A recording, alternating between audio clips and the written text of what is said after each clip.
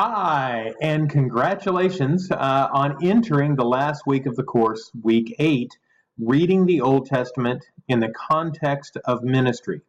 So this week we're going to take a little bit of a left turn and try to move away from, or at least take our tools along with us, but not focus as much on the tools of exegesis and hermeneutics as the end result of hermeneutics. So this week we're going to analyze an assigned biblical passage and apply the hermeneutical meaning to a contemporary situation, with the emphasis now on how do we take all of those tools that we have gained this semester and then make an application to our modern church, and then to create a consistent hermeneutical methodology for the interpretation of biblical texts across various genres. Now we have two assignments, one paper and one discussion post this week.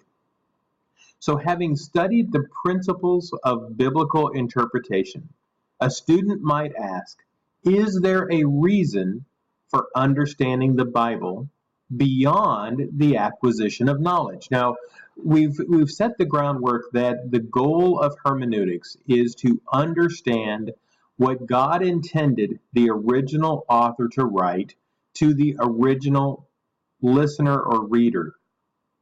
But now we want to take that understanding and apply it to the modern church. So I want you to write a 4-page paper exploring 4 or 5 uses of biblical hermeneutics in the modern context.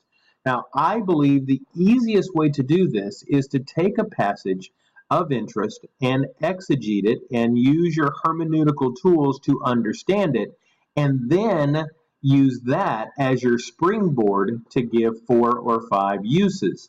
You don't have to do it that way, but I think that's the easiest and most effective for you to see if you understood everything that we tried to accomplish this semester. So you could do a word study, you could do historical analysis, you could analyze the grammar, but try to understand a passage and then give 4 or 5 uses of biblical hermeneutics. And your reading will be helpful with you on how to organize your paper as well.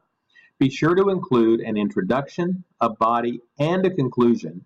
Now in a 4-page plus paper, you're going to want 1 to 2 paragraphs for each of the uses of hermeneutics. I'm looking for outside research. I'm looking for biblical support as evidence of what you pick for your biblical hermeneutic uses for the modern church. Be sure then in the conclusion to reflect upon how you might use this information in your personal personal ministry.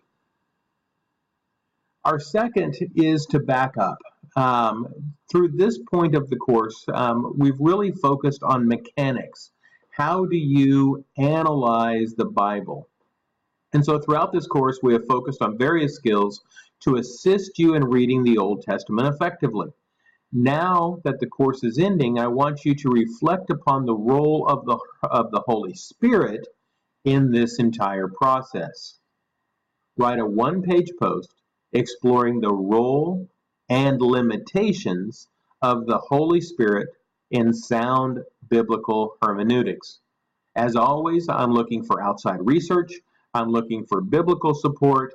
But after you've researched it, after you've found biblical support, what do you believe is the appropriate role for the Holy Spirit? And how far in the interpretive process can the Holy Spirit take us? And what safeguards do we need to make sure that it's not our own self telling us ideas and not the Holy Spirit? So it should be a fun post. I think there'll be some different positions on different ways the Holy Spirit can be used. As always, be respectful of other classmates with whom you disagree, but argue and try to come up with the best possible solutions for yourself and for the class. Now, we're in the last week of the course. The course surveys are incredibly important, and I would ask you to take a few minutes to complete that. As I'd mentioned before, it's not only how I am evaluated, but it is how I evaluate the course for future revisions. Have a great week, and I will talk to you at the end of the week about the next steps in our process. Have a great day.